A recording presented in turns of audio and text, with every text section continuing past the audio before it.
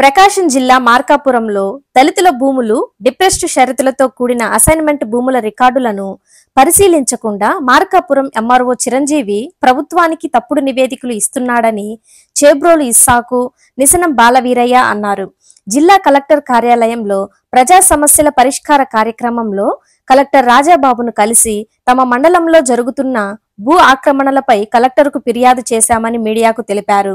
ఈ సందర్భంగా మీడియాతో మాట్లాడుతూ 1922 నుండి ఇప్పటి వరకు మా దగ్గర రికార్డులు ఉన్నా కూడా ఎంఆర్ఓ చిరంజీవి మా దగ్గర ఎటువంటి రికార్డులు లేవంటూ భూ ఆక్రమణదారులకు సపోర్ట్ చేస్తున్నారని ఆయన మండిపడ్డారు. భూమి ఆక్రమణకు గురి అవుతుందని అడిగినందుకు వారు మాపై దాడి చేశారని, ఆ విషయంపై పోలీసులకు ఫిర్యాదు చేయగా వారు పట్టించుకోవడం లేదని చెప్పారు.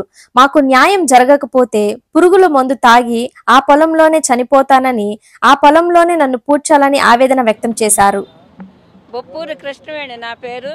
మరి మాకు పూర్వీకులకు ఇచ్చిన భూమి మేము అప్పటి నుంచి ఇప్పటి వరకు మా పిల్లలు మేము సాగు చేసుకుంటా ప్రతి సంవత్సరం మేము పంటలు వేసుకుంటున్నాము. మరి 6వ తారీఖున నైట్ వచ్చి వాళ్ళందరూ మా పంటలు నాశనం చేసి మా భూమిని అంతా కలగొల్లం చేశారు. మరి కత్తులు కటారులు తీసుకొని వచ్చి మా మీద దౌర్జన్యం చేసి నన్ను కొట్టారు. నేను పడిపోయాను, ప్రభుత్వ హాస్పిటల్లో చికిత్స పొందాను.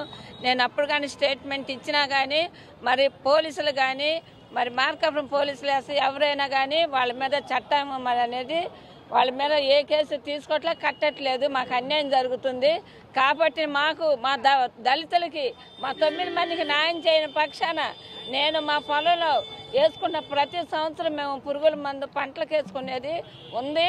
నేను అది తాగి మాకు న్యాయంగా చేయకపోతే అదే పురుగుల మందు నేను తాగి నా పొలంలో నేను చచ్చిపోతాను. నా శవం నా పొలంలోనే భూస్థాపన చేయాలి నాకు న్యాయం చేయని పక్షానని ప్రభుత్వాన్ని అధికారుల్ని నా విన్నపం నేను కోరుకుంటూ మాట్లాడుతున్నానయ్యా.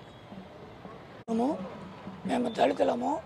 మాకు 1922 సంవత్సరంలో డిఫరెస్ట్ క్లాస్ షరతుల కింద అసైన్మెంట్ భూములు 9 మందికి ఇచ్చి ఉన్నారు.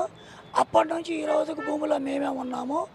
దొంగ రిజిస్టర్ చేసుకున్న ఒక్కలగడ్డ మల్లికార్జును, తాళ్ళపల్లి ప్రసాద్, నూకల మురళీకృష్ణ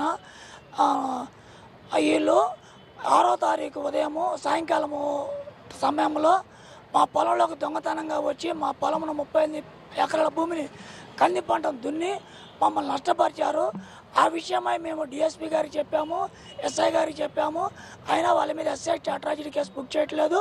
మా మీద దౌర్జన్యంగా ఎంఆర్ఓ గారు మార్కాపూర్ చిరంజీవి ఎంఆర్ఓ గారు అధికారులకు తప్పుడు నివేదిక ఇస్తూ మేము అసలు వారసులం కాదు, మా భూములకి అసైన్మెంట్ కాదని చెప్పి తప్పుడు నివేదికలు ఇస్తున్నారు. ఉన్నతాధికారులు మా రికార్డును పరిశీలించి మా భూమికి ఉన్న రికార్డులు యావత్తు రికార్డు పరిశీలించి మాకు డిఫరెంట్ క్లాస్ షరతుల వల్ల 1922 నుంచి ఈనాటి వరకు మాకు రికార్డు ఉంది. ఆ రికార్డును కాదని చెప్పి అసైన్మెంట్ భూమి కాదు అని చెప్పి దొంగ రిపోర్ట్లు ఇస్తున్నారు. కనుక చిరంజీవి మార్కాపూర్ తహసీల్దార్ చిరంజీవి గారిపై సస్పెండ్ చేయవలసిందిగా దళితులమై మేము కోరుతున్నాము. తర్వాత మా కేసును 7వ తారీఖు మమ్మల్ని కొడితే ఈ రోజుకి ఎస్సీ అట్రాసిటీ కేసు బుక్ చేయలేదు పోలీసు వారు. వారి మీద కూడా మాకు ఒక అర్జీ ఎస్పీ గారికి ఈరోజు ఇస్తున్నాము, కలెక్టర్ గారిని కలుస్తున్నాము.